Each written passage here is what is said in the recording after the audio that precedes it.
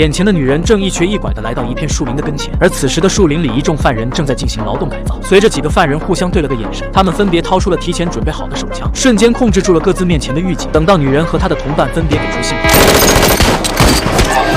犯人们分别开枪射击，开始了逃亡。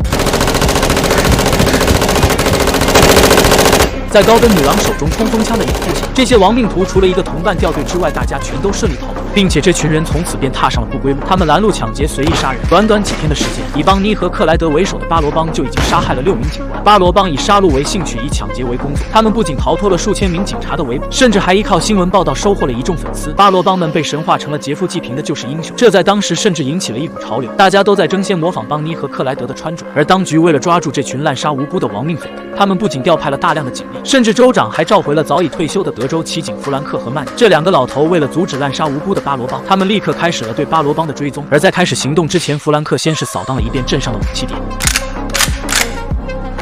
为了抓住这群狂热的匪徒，他们必须要使用最先进的武器。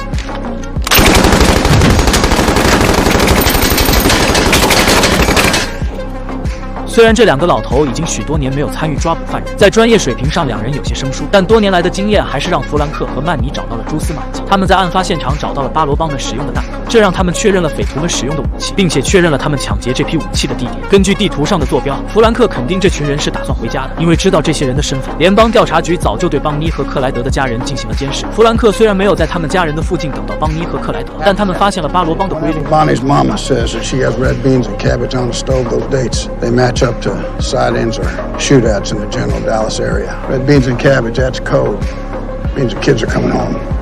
可还没等弗兰克等到他们回来，这群人便又开始了行凶。根据巴罗帮们留下的踪迹，弗兰克和曼尼开始追踪。在最近的一个加油站，弗兰克询问着油站老板有没有见过这群名人，可这老板却说自己就算见过也不会告诉他。这无疑是惹怒了弗兰克。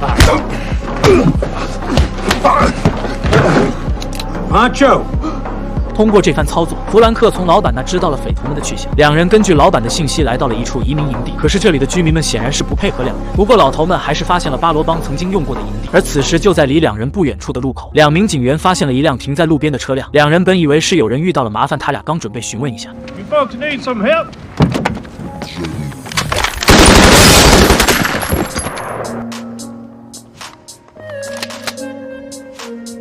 Hi, sweetie.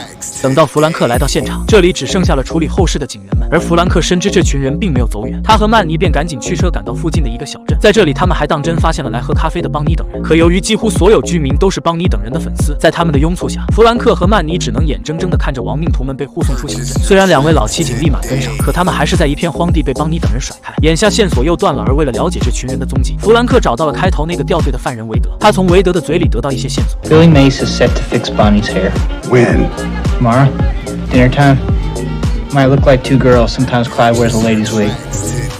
可到了第2天，本来在监视邦尼家的弗兰克却收到了另一个消息。Headed for greener pastures. See you next time around.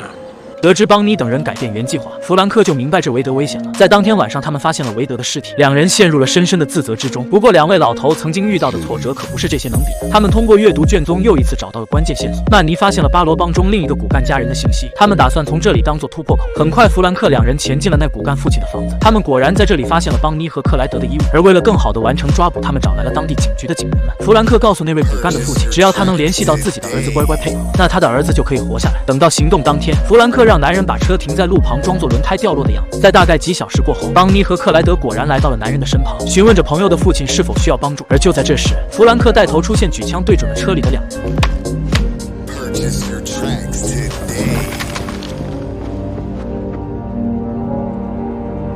可这邦尼并不想就这样束手就擒。